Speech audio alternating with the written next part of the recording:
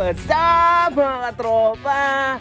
Andito na naman si Rogelio at para sa video na to, syempre kakain tayo dito sa Kensia's Pansiteria. So dito po yan located sa Purok 5 ng Rosario. Halos likod lamang po yan ng SIMC Hospital. Dito po sa parte yan ng David Street. Okay, let's go. Tikman po natin ang Kensia's Pansiteria. Ang mga tayo po niya rito is mga pansit kabagan. Hello ate, good morning!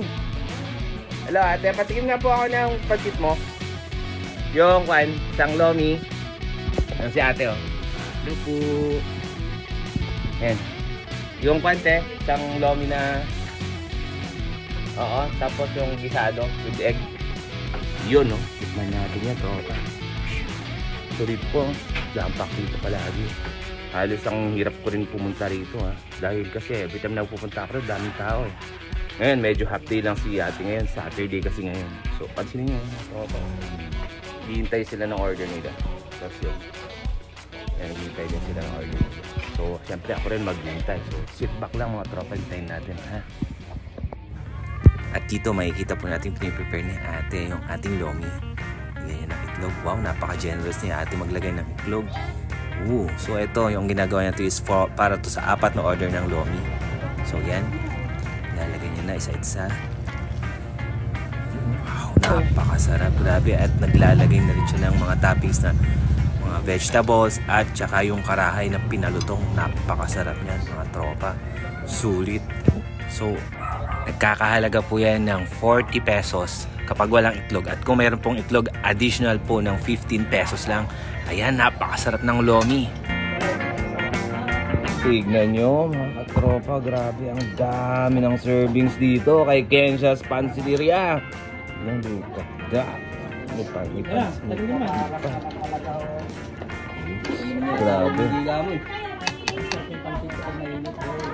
Tignan natin.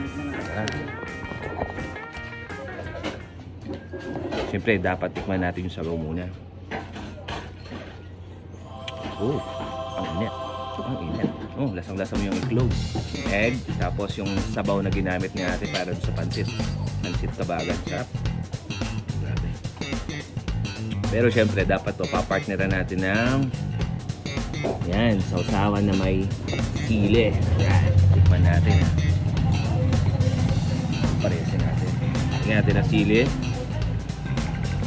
Gulay. Lagyan natin ang egg. Tropa, big bite yan. One big bite mga tropa. Para sa inyong lahat.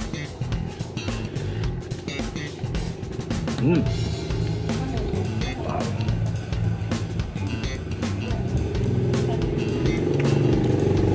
Sarap. Ako yan. Sudahan natin ng sabaw. Grabe. Napaka heartwarming sa katawan. So pagdating sa bituka mo, mahagod yung anghang, yung init ng sabaw ng lomi. Grabe ang tapos malalasahan mo yung crunchiness ng karahay na ginamit ni ate. Yan yung pork fried na pinalutong ng sagad-sagad. Yeah, napakasarap to. Isa pa mga tropa. One big bite pa ulit.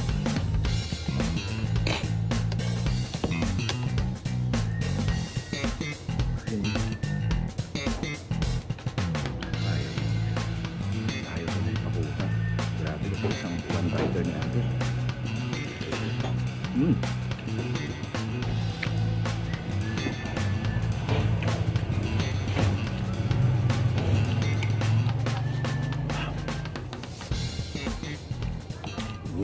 Okay.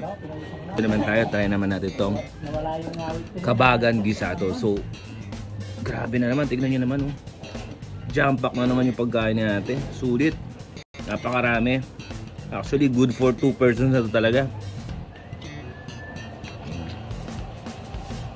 So, ito naman yung kabagan gisado is wala siyang ganong sabaw.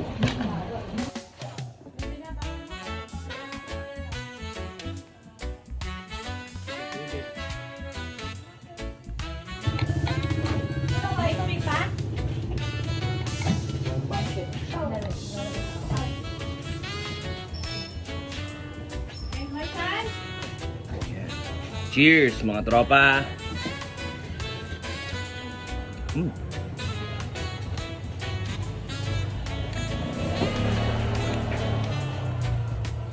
The best to mga tropa. Kaya kung kayo lang din, tiga dito lang din sa mga malapit-lapit sa barangay ng Rosario, halika, subukan niyo ang Kensia's Pansiteria. Promise di ka magsisisi. Pag ito hindi nyo matikman, parang na-miss mo ang isang pinakamasarap na pansitan dito. Malapit sa atin dahil di rin nagpapansit dito eh. So, let's go!